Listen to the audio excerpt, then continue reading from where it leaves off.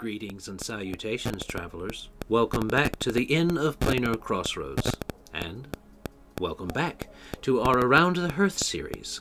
This time we're talking about True Neutral, arguably one of the hardest, if not the hardest, alignment to accurately play, but we'll get into that in a minute. We got announcements first, always less than 5 minutes from me. You can time me. Here we go. As far as announcements from the Inn of Planar Crossroads, we have just recently released, as of recording this, another installment in the Laws of the Multiverse. I'm hoping to, like I said, try to finish off the Laws of the Multiverse, at least the basic type of stuff for Open Legend this year. That is my goal. We'll see how well I can get that done. So, we'll see. I'm going to be using Open Legend here in the near future from as of this recording to as a teaching aid in a little homeschool group that we have. So if that goes all right and it is compilable, if it's worth compiling and not just random stuff, then I will try and do so. And we might use some of that for our PDF content that we will eventually release. So that might be fun for y'all. I think that's... recent poll that we put out asked if we were going to put supporters, financial supporters of certain tier on the credit portion that we, kind of at the end over the bloopers as we do a credits and, after scene stuff. That was well received. I didn't get any negative remarks on that one, so we'll probably do that. It's going to be a pretty quick little, hey, these supporters, because we got one supporter right now on Patreon, and that's about it. But that's beside the point. Yeah. But I think that's it for us. Now, we also have Dan from Avenue Studios and Levi, who is our spotlighter. So Dan first. Any announcements from over in the Avenue Studios area? Basically just the usual. We're on YouTube and Spotify, anywhere else podcasts are found, as well as Rumble. And you can support us on Patreon or locals as well. We're actually doing our movie night in a few weeks. We're going through the BBC Narnia shows with our patrons. It's awesome. Classic stuff. So if you want to get in on that, do look into supporting us as well. And we are still doing that Kickstarter from one of the guys, Van Gogh, on Open Legend Discord, but it's been delayed to March. We just finished playtesting, and it's really awesome stuff. So keep your eyes out for that on our channel. And I think we'll do something with Adam as well for that. So I'm really excited for that to come out. Yeah. We're gonna wait until the Kickstarter officially starts going before we do a spotlight around the hearth. That's the plan. Oh, yeah. That's the plan. I'm excited. Good stuff. All right. Is that all you got? That's all I got. I'm under construction in the garage right now, so hopefully the next time we do this, I'm going to have a new background and some nice lighting, so we'll see. God willing, I finish it all. Yeah. And don't die. Fair enough. Second one's a lot more intimidating. Yeah. I got the bathroom in the house done, so now it's my turn to have some fun in the garage. Hey, nice. Yeah. Cool beans. Yeah, that's me. Okie dokie. And Levi, what's our spotlight this time? So it's a YouTube channel called BadLuckGamer. I've been on a Pathfinder 2nd Edition kick on YouTube for a little bit now. I believe if you are a larger YouTuber than this one, so it is an actual shout out. What? Nice. 499 subscribers. Awesome. Oh, he's not that far ahead of him. Yeah, but still, last couple times I shout out. But anyway, lots of discussions on Pathfinder 2nd Edition, just going through all the cool stuff about it. System I play regularly, so it's on my mind. It's a good time if you want to learn more about Pathfinder 2nd Edition. It is a nice system. Yeah. All right. Not so amazing that I'd want it to be my only system, but it is a good time. Yeah. I do like a lot of how they streamlined their action system, where it's 3 action, and they used a lot of they call it kind of like coding language, but it's just like tags when you're looking something up or anything. There's lots of ways to describe it, but I do like that. So yeah, that was BadLuckGamer. BadLuckGamer. Okay. Nice. On you. All no spaces. Okay. Proper capitalization. Proper capitalization, but not proper spacing. Gotcha. Correct.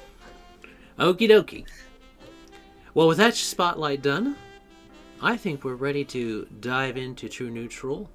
So, sit down by the fire with us, viewers, and you travelers can rest your bones as you pull up a seat and warm yourselves, get your preferred beverage, and curl up as we discuss True Neutral. As far as alignment goes, and I guess I'll start since we didn't decide who was starting this time. Go for it, Captain. All right. True Neutral, the hardest alignment, in my opinion, to play well, and to play accurately. Lots of people say they're True Neutral when they end up being either neutral good or neutral this or neutral that. And I think that there's actually more true neutrals to draw from than might be found at first glance. Somebody like Treebeard, it could be considered true neutral. I would consider that to be because Ince, he was very much concerned with nature and not necessarily the good or the bad of it. It was whether there was that balance for nature type of thing. Though there, I could understand someone arguing that it may have been more of a neutral good or something along that line if you were looking at it from his perspective, which would be that's what neutral good would be. Another one outside of, because we got our obligatory Lord of the Rings reference. Right. Another one would be Dr. Manhattan is presented as a very neutral force in the Watchmen series, from what I understand. I've only got pieces of the lore, but from what I understand, that's how he is kind of presented, as somebody who has transcended so much that he sees and knows and is basically omnipotent. That's how he's kind of presented, even though it doesn't actually play out that way in this show. But that's whatever. The idea of that, he kind of gets put in that true neutral ideal as an example. I think I saw one time where someone argued that Sherlock Holmes might be a true neutral, the book Sherlock Holmes,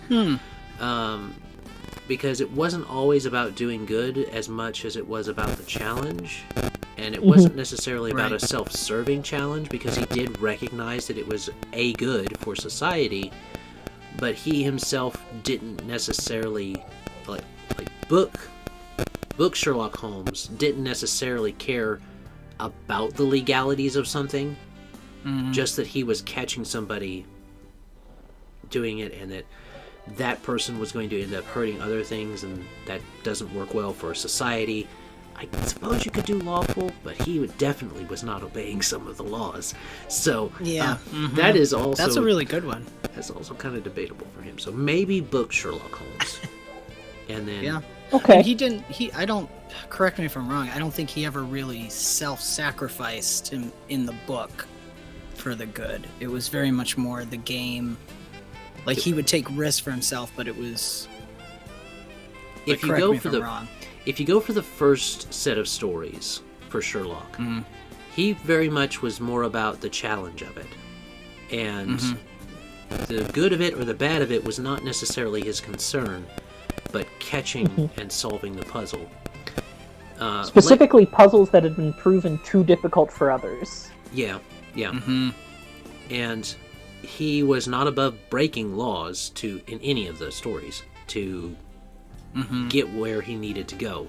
But he was aware that he still had to have proof for the certain things, so he didn't break too much. There's always that balance. of just enough chaos and just enough law to where it got to the point where he could solve the thing. And so that's why I could see him, I could see him being argued as a true neutral. And then the concept of the Avatar from Avatar The Last Airbender.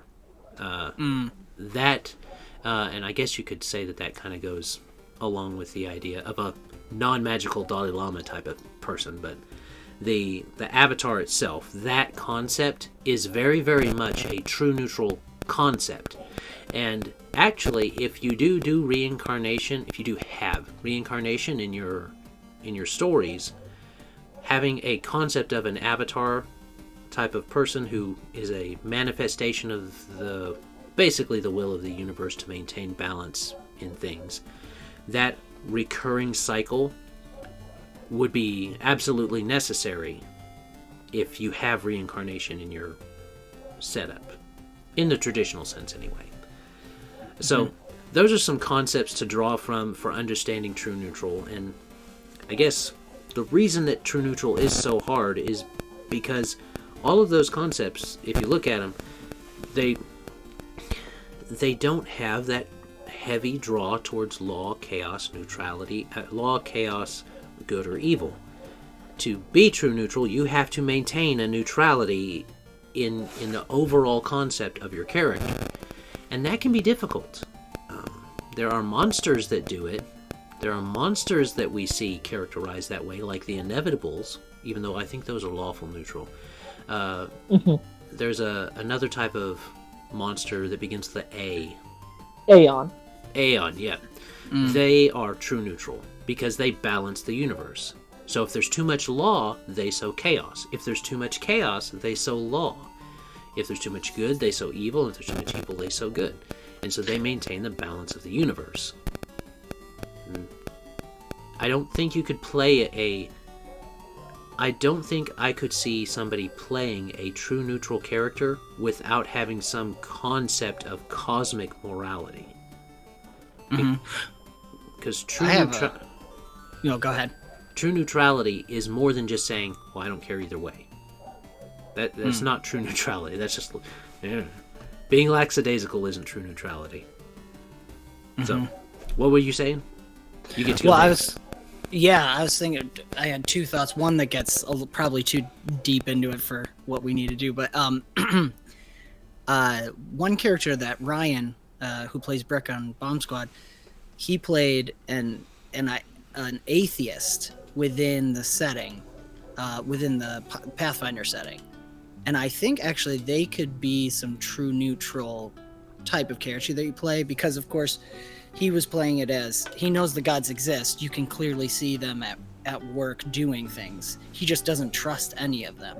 And his character just would kind of side with whoever would help him towards his individual goals. And it made a very interesting play in the party. He did it well because he still he helped the party. He was very pragmatic, and again, didn't align himself because he's like, they all have an agenda. They're all up to something. They're not worthy. They're just, anyone could end up becoming them. So that I thought that was one way. I think he played it pretty well doing that by being an atheist in the setting, as in not choosing to worship any deity and just, being very pragmatic. So for a clarification of terms, he was more like an anti-theist than an atheist. Right. Yes. Well, that would be... So, fun fact, the term for what you're talking about is mesotheist. Fair. They play with terms all the time.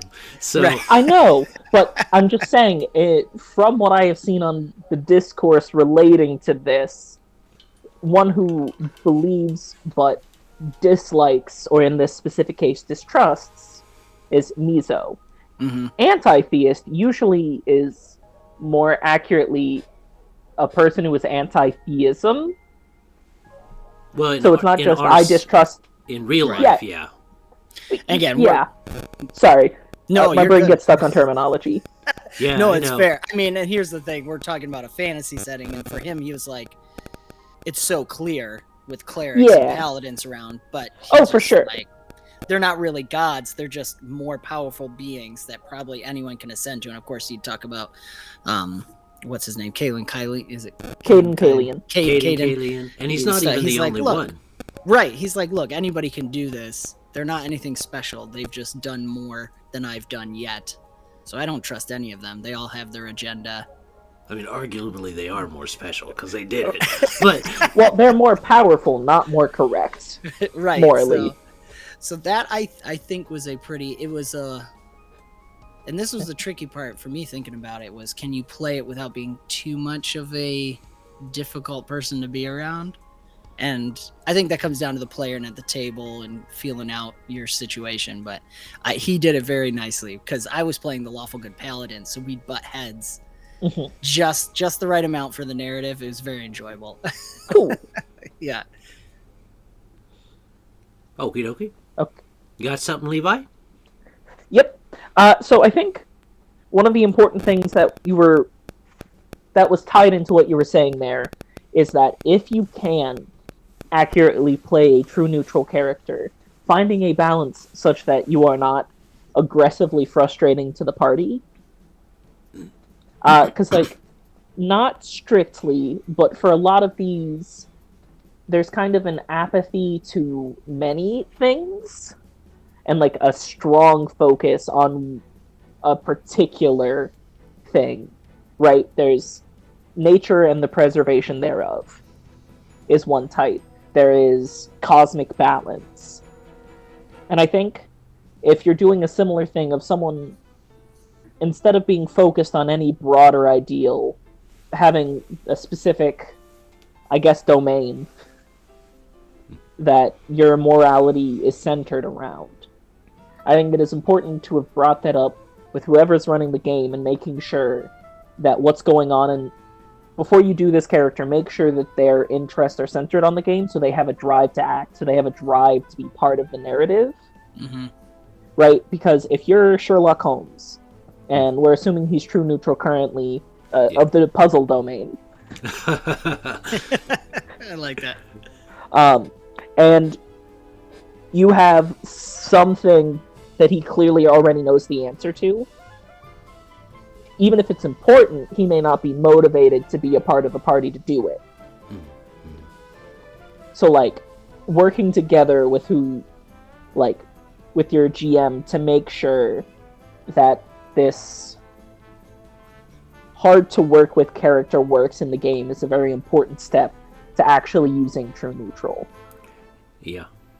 Yeah, because Sherlock Holmes from the book is not a huge team player. That's why he's a private eye and not working directly under solo campaign. An authority. Yeah, that's actually good. Yeah, solo campaign or like a co-op campaign with somebody that could work. You know, the Watson, and because he did need Watson for other things, because he knew he couldn't do everything.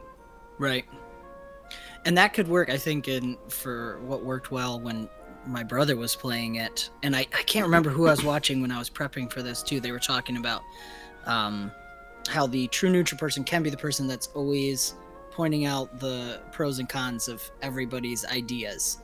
So they might not be the one to make the decisions, but they can help people think through it clearly.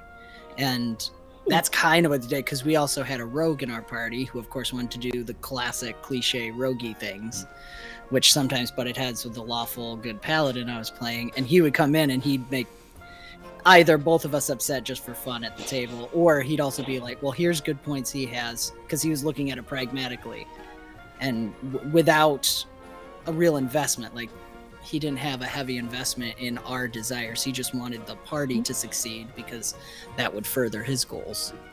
Mm-hmm. Okay. So they can kind of be an arbiter if you're playing it well, someone who doesn't make the decisions but can always point out the good and the bad in every situation. And I'm totally ripping this from Matt Colville. He had recommended Garrick from Deep Space Nine as a true neutral example. I don't know it very well, but from what I saw, a lot of his little pithy statements definitely kind of summed up the true neutral. There's no good, there's no bad. We just are existing in this universe that kind of thing. And so he was okay. That type of character is okay making decisions across the lines of lawful and chaotic and good and neutral, because they don't think it's a binding one way you could play it. Because I think it's another problem with true neutral is there's a little wiggle room to play it different ways, but it could be someone who's like, what's it really matter?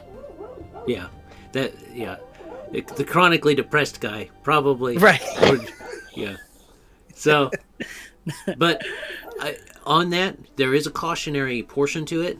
If you do want to take on the challenge of playing true neutral, if your character only makes decisions based upon what they necessarily would want, or it doesn't serve any other purpose, there's nothing. If you're the only thing getting from it, you're always taking and not giving in some way, then it would be very difficult to say that's anything more than either a neutral or a chaotic, rather than, or arguably, certain forms of lawful. You start to branch into that, and if you can maintain the balance, it's not too bad. And like Levi said, if you can pick something that kind of lets your character focus their neutrality around, then it is actually easier to play the true neutral than just trying to be completely neutral in all things, because you just can't. You have to make decisions based upon your current situations. So you can't be true neutral all the time. You can't have neutrality all the time. You can break all your decisions down into yes and no, so you have to do that as the player of the character. One way I did this when I played, I've played one true neutral character, like me playing a character, a true neutral character, and that was a follower of Pharasma, because Pharasma doesn't care if you're good or if you're bad. She doesn't care if you are happy or sad with the decision of her weighing your soul, type of thing. You go to places. She is the arbiter of death in the universe, and that's just her role. That is what she does. Now they do give her character and stuff like that in some of the bits of lore, and I understand why they do that, because it's a game and they want to tell a story and make drama. But on the other side of that, I'm like, yeah, but she's the death goddess. They also give her prophecy and stuff, but they do get around that a little bit, because in the ages that Golarion is set, divining is no longer, destiny is no longer in concrete, you might say. And so the divining and prophecy stuff doesn't necessarily always work. So she's definitely not omnipotent in that. Yeah. But she is definitely the death goddess of the universe, which Urgatho is not particularly pleased about. But, tough stuff, Urgi. I don't think that she's going anywhere anytime soon. That was a direct Pharasma quote. yeah. Pharasma says, "Tough stuff, Urgi." Yeah. What's the symbol of the circle? Yeah, it's the spiral outward. Yep. Yep. But I think, and I played that, going back to actually playing that character, he was a forlorn elf. He had seen multiple generations of his friends die. He's like, that's the only inevitable thing. That is inevitable. And I understand that, and that's all that matters to maintain. And he does it one, because others have gone, and it's a way for him to cope. But two, it really is inevitable. Everybody will die, or everybody is. That's kind of a thing in fantasies, right? In the games we play, everybody's supposed to die. It is appointed unto man once to die is kind of how we go with that. And there are some races that embrace that. So they would actually be more inclined to, I guess, be true neutral in certain ways, like the Samsaran race from Pathfinder.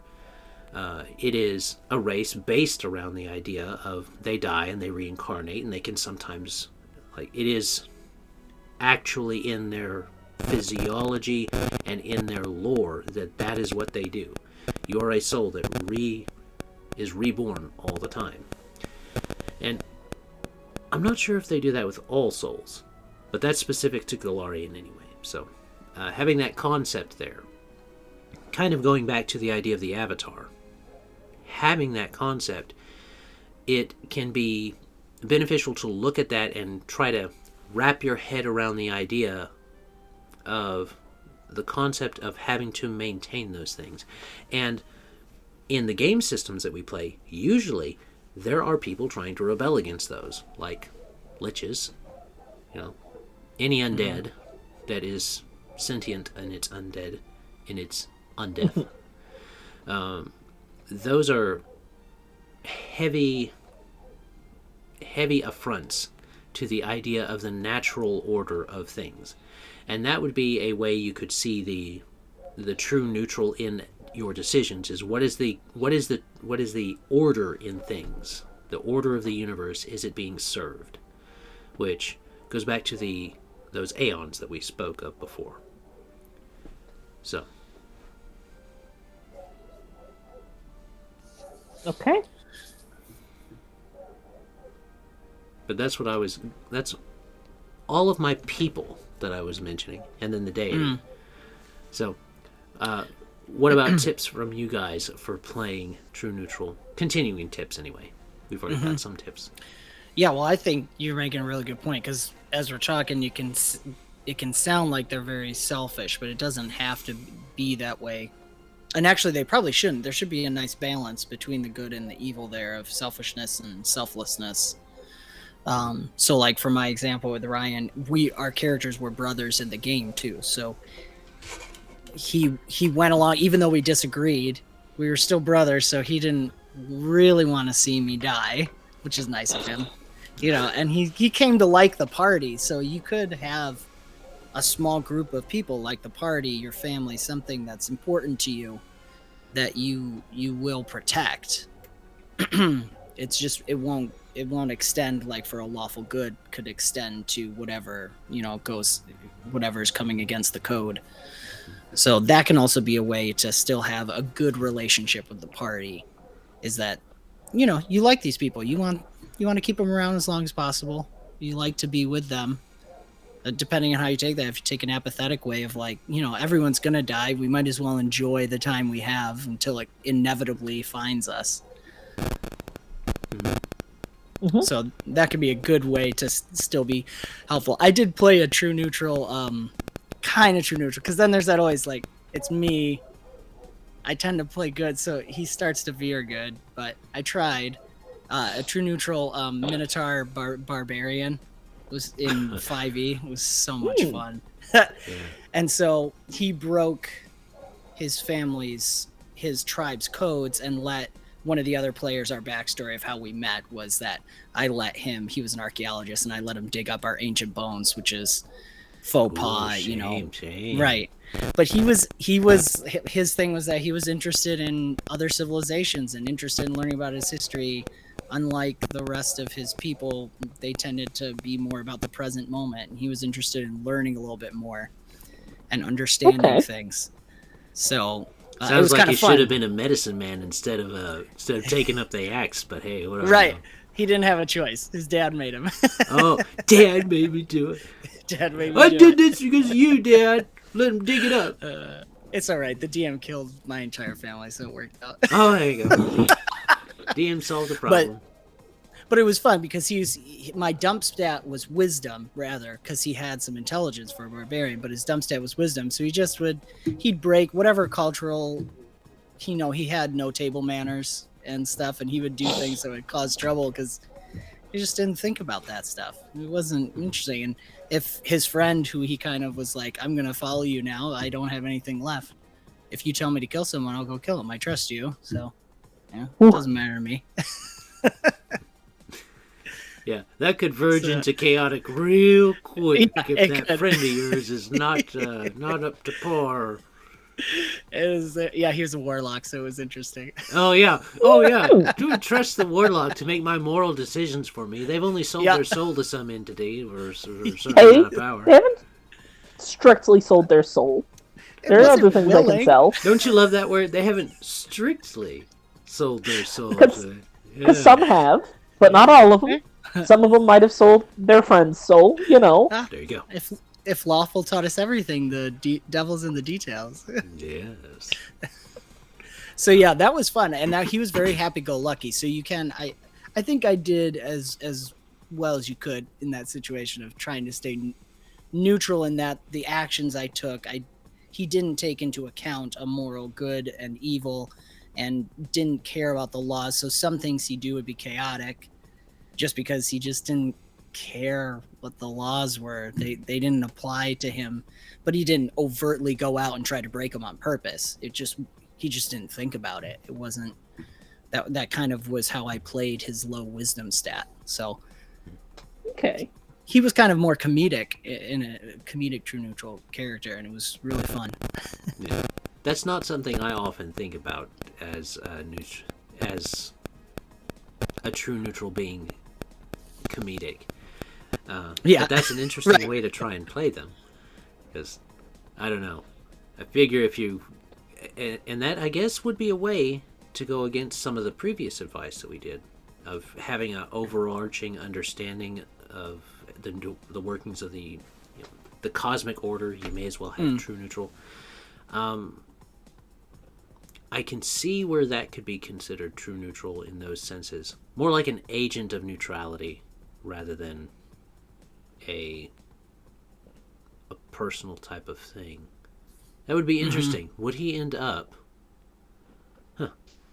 He wouldn't. He definitely wouldn't have stayed there if it would have been a long-term campaign. I think he would have grown into something, maybe lawful neutral, depending on what deity he ended up aligning with. Knowing you, probably some level of good. Yeah. Yeah, probably. Neutral good, probably. We'll see. Probably would be. That'd be fun. Yeah, he'd be good at that. But yeah, it was a nice place to start out, and he was kind of young. It actually represented his youth, and he just didn't know. So Okay. he's like, he's just experimenting in life, you know. That's what it was, really. Just sometimes people lost their heads. Yeah. Those are some those are some rough experiments. I mean, his was fine. So fair enough. but yeah, I think that's a fun way you could do it. Yeah. I could see that working for a while as a neutral agent. I guess you could do a warlock as an agent of neutrality, since they speaking of warlocks or things that make contracts or deals, because technically any character can do that. So if you have a character who does have something that they serve, and they serve that thing, and it is a neutral thing, like the order of the universe again, that would be interesting to try and to have. Because you could have because if their goals are cosmically aligned with true neutral, then lots of things could be done. The owner of their contract or the person that they've aligned themselves with could tell them, go and do this. And it's a lawful act. Yeah. And they go do it. And the next time they say, go do this. And it's a chaotic act. Well, if they understand that they're serving the cosmic neutral, the cosmic balance, then they will go and do that. So I could see that being worked around. And then the character themselves may be happy, jovial. They may be very serious about it. That takes some of the burden off of the player to try and constantly be very serious about the orders of the universe, which is arguably something that my true neutral character was very serious. He was very serious about his specific ideas, the specific idea of the order of all things must be maintained, and that high order that everything falls to is death. So, that was his way of looking at it. So he wasn't very happy-go-lucky. Yeah. All right, we're approaching the end mark probably for this one. What are some final remarks from everybody? Don't be afraid to give it a try. I really enjoyed that Barbarian. Too bad it's not recorded. You could see if I succeeded or not in being it, but give it a try and see what happens. And it's okay to have your character shift out of it. That can be an interesting story arc as well. So it can be at least a fun place to start and see what happens. Yeah. The plan is to talk about that whole idea of changing alignments organically in our final chat of this particular alignment discussion. Nice. Which is a perfect place, once we do that, try out True Neutral. Because I feel like True Neutral, just because of existing in a party that kind of has a moral bent, often, unless you are very focused in your one thing, generally speaking, most times I've seen True Neutral, they have shifted with the morality of the party. But that's fine. Could be a good time. Yeah. And if they are serving some kind of higher, maybe they have an attunement or something like that they know what type of things lead to the true neutral. Maybe they have an enchanted set of dice, or something that helps them figure out what the true neutral idea, what would serve the most neutral thing. That might be an option. That way the GM can kind of say, hey, this leads more towards that or that. Because the character, not only the character, but the player doesn't know the stuff that's going on in the rest of the universe. So that can be an aid for the players and the GM. So that would be interesting if their deity gave them a little nudge of like, hey, the universe in total is getting a little evil right now. Yeah. And it's just a pretty direct... again, I think True Neutral, talk with your GM. So I like that idea. Yeah. But that could be a cool direct nudge to get from your GM. Right. And I'm not a big fan of those spells that you have to spend to get information from your deity, because praying doesn't cost anything in real life, so don't make praying cost anything in the game. So maybe try and work that around if you're playing a cleric or you're running for clerics. This is just a kind of a tangent, but don't make things that in real life cost nothing cost something, because then it's like, well, feel bad. That's real gamey. Yeah, it's real gamey. So embrace the narrative sometimes, and allow your, like, if you've got active deities, they're going to want to communicate. They're not going to not want to communicate unless they're specifically secret deities, like the Seventh Veil or something like that. Like, she doesn't communicate directly, but that's kind of her thing. She's the goddess of secrets, a goddess of secrets. So, just you hit a pet peeve of mine too. There's that one spell where it's only like a 10% chance, and I'm like, you spent a slot. I'm like, I don't know. As someone who's tried to play clerics before, I'm like, no, I'm not going to spend a spell to just pray to my deity and then be like, maybe woe or whatever. I'm like, no, we're just going to make a decision. That's why we've got holy texts. What do your holy texts say? Okay, let's do what the holy texts say. Forget all this divining stuff. Well, and as a GM who does not know what they're fully planning to do a lot of the time, like, divination effects in general can be frustrating. So just kind of... No, don't look behind the curtain. No, Levi, no. No, I don't know what's behind the curtain for them to tell them with divination. Yeah. Oh, man. It's like, don't waste resources on something I don't know yet. Yeah. What a great response. What do I do here, deity? I don't know. I don't know. That's why it's so annoying when you play a character, you spend that, and you get the maybe answer. Yes. Because it's not a first, like, it's not like a first level spell slot. It's like a third It's level like at spell least slot. second. Yeah, it's costly. So it's like, I spent a third level spell slot for a maybe. I knew it was a maybe without the spell slot. What are you? Some deity you are. And that would, I mean, it makes for funny stuff when, like, if your character actually said that, but if your character actually said that and you got a GM that's going to give you a maybe answer, they're probably going to hit your powers, too, if you try Okay. to smart off to your deity. Okay, but what about a cantrip that is almost certainly going to be maybe, but sometimes it gives you an accurate answer? I'm down for that. Yeah. That could be amusing. Yeah. It's something with, like, swinging it back to our neutral thing, because I really like the idea of this, like, I don't trust anything but the bones. I don't, and they have no feeling, they have no agenda, I just cast them and they tell me. God That's is the only in the thing lot. you can trust. Yeah, it's just the universe, or pick your deity you make up for the world or something. So that could be something like that with the can't, where it's like, I just, whatever it tells me, that's what I'm going to do. Okay. That's the only thing in the world I can trust. Yeah. Now, in a fantasy set, in some kind of fantasy or other type of setting, if you do that for your character, and which is fine, I think that's fine to do. Putting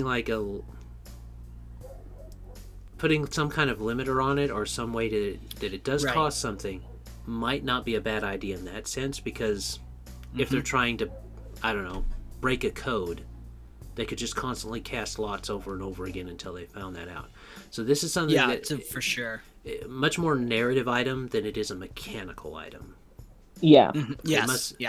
So the bones may not even, the bones or whatever they throw, dice, bones, sticks, whatever, they probably only need to work when seeking the balance of the universe.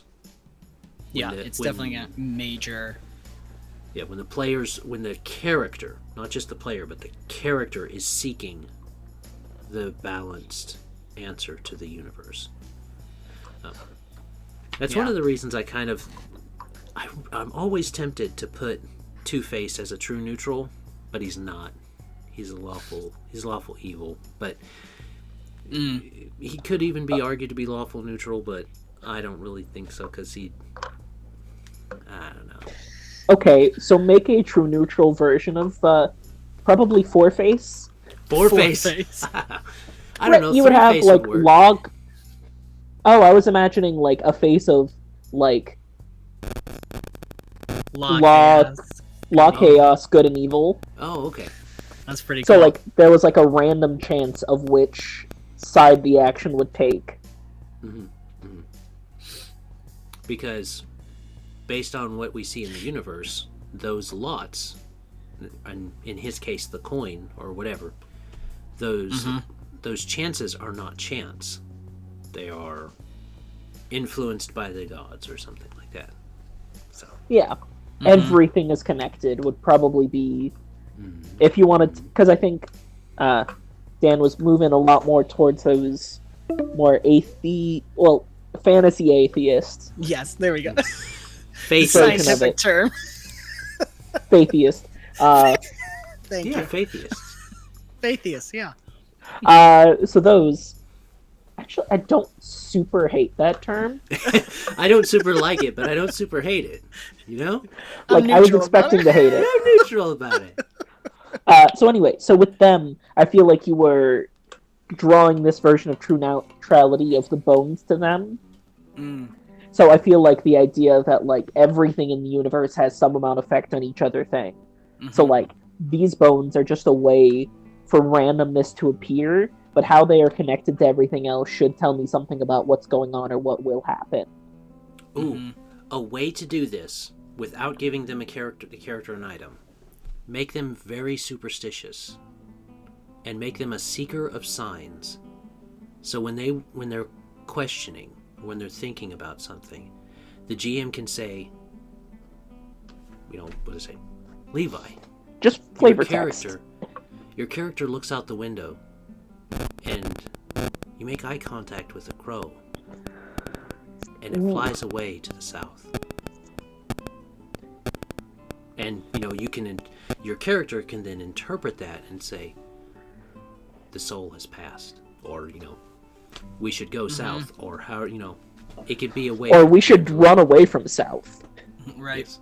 Death to the south. Death to the south, yeah. Death is coming That's from cool. the south. So, that would cool. that Seeker of Signs might be a way to run a true neutral character seeking the cosmic order of the universe without giving them an item to basically give them answers. Right. Mm-hmm. That's cool. All right, we got the 10-minute warning on the Dilly Bopper, so Yeah, we'll have to wrap it's this one yelling at up. us. Yeah. Okay. Any final comments? Let us know how it goes. I always like to hear. Comment below. Yeah. Yeah. I have actually never played a true neutral character. Now you can play Do the Seeker it. of Signs. Yes. That's fair. Yeah. Good name. I too. would need another game, but Oh, do you really need another game? Or if I want to play a true neutral Seeker of Signs, I need... Because I have set characters in the games I'm in, and I'm not in the mood to just kill them off to try out this. That is fair enough. Okay, don't kill my character, but low-key, I really need to get on this character. I'm just throwing that out there. But I don't want them dead. I don't want him dead, but if they were maimed, maybe, for a Maybe few... just on vacation. Yeah, just on vacation. Just like a head wound, Just Yeah. unconscious. Coma. They're just in the medic ward. I love it. All You right. gotta just make a multiple personality character, so whenever you feel like switching, you just pull out a new character sheet. I have wanted to play a multi-souled character where, it had Ooh, like, yeah. not just, it was basically a shared body with Yes. all these things that tried to reincarnate at the same time, and then they all fight. Ooh. It's like, It's like, I like the Bad. idea of you describing specific postures. yes. mm-hmm. So I was laughing. It's like a bad train station. They just got stuck there. It's just like could never connect. I'm driving now. You sit down and shut up. No! And they're all different man. types. Oh, and if they were all different races at one point. Yes. Oh yeah. Yeah. Get watch one that- that could fly, and now it's like a human or a lizard folk. So mad. There was actually a suspense thing where the whole conceit of it was that they were trying to... One of the personalities of this multiple personality person was a killer. And so they, through hypnosis, set up this scenario where they had him in a... they had all of the personalities meet in his head at a rundown motel out in the desert away from everybody. And so I don't know what it was. Comment down in the comment section below. Figure out what this movie is, because I know it was there. Rainy, motel, rundown, all the personalities meet up, and slowly the personalities would kill the goal was to kill off the personality until the murderer personality was dead. And then that person would be cured. That was kind of the experiment they were going for. So I'm not going to spoil anything at the end, because it's Nice. interesting. But that type of a situation where you could have multiple alignments within the same person vying for control. Well, within the same body, not the same person, because the souls are the person, so... Yeah. Semantics Right. in this case. Yeah. But there you go. Extra tip at the end. Like it. All right, we got to sign this one off or we're going to get cut off. So we thank you for watching, everyone. We hope you enjoyed. Check out our shout out, BadLuckGamer, I believe it was. And, Yep. Bad luck gamer. all right. As always, have a great day. God bless and enjoy. Bye. Bye. Bye.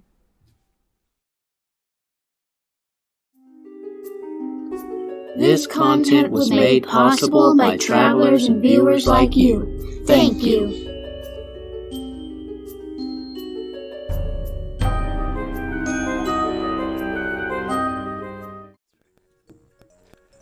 Okay. But Y'all about ready to talk about, we're on True Neutral first, and then if everybody's up for it, we can do Neutral So. Evil after that. I'm trying to figure out if it's on my end. I'm hearing like a ticking artifact sound. I wasn't hearing it until you joined. Okay. Now it's gone. It is in fact gone right after you asked that. Yeah, so it's evil sentient computer magic. I don't know. Maybe I was kicking my feet or something. Yeah, it's gone. Okay. Cool. Carry It's on. secret Morse code by the AI. Yes. Signaling itself. Now is the time. Now is the time. Sabotage the stream. Wouldn't it be more apropos if it was like, well, we are a neutral evil. I guess that's pretty solid. Well, I we're was on thinking true chaotic. neutral first. Right, Yeah. true neutral first. Chaotic evil? No, neutral evil is definitely okay with sabotaging somebody's stream. Yeah, for sure. There's the crickle crackle. Yeah.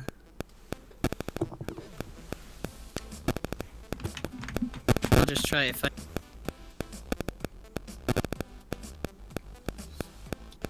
I think the AI is trying to learn how to beatbox. Doesn't have a whole lot of sounds yet, but it's working on it. Hey, they just start out like a synthesizer. That's how they started. Beeps and bops. That's fair. Because that sound was pretty rhythmic, It was. if not varied. I can always try, if it keeps going, I can try logging out and logging back in if it's me. But I don't think it's my mic. It doesn't seem to be showing up much on my recording. Okay. So, even if it is, I clean up the audio before I post it. So if I'm not really hearing it, most people probably Okay. won't either, because we add in the background music. Right, Okay. right. So wait, are you not really hearing it then? I'm not hearing what y'all are hearing. I don't think. It's happening right now. Then if he's not hearing it, that often Then means that it it's- is likely him. Okay. Well, as long as it's not on the recording, I guess it doesn't matter, right? Too. So. Yeah, that's true. All right. It's probably me.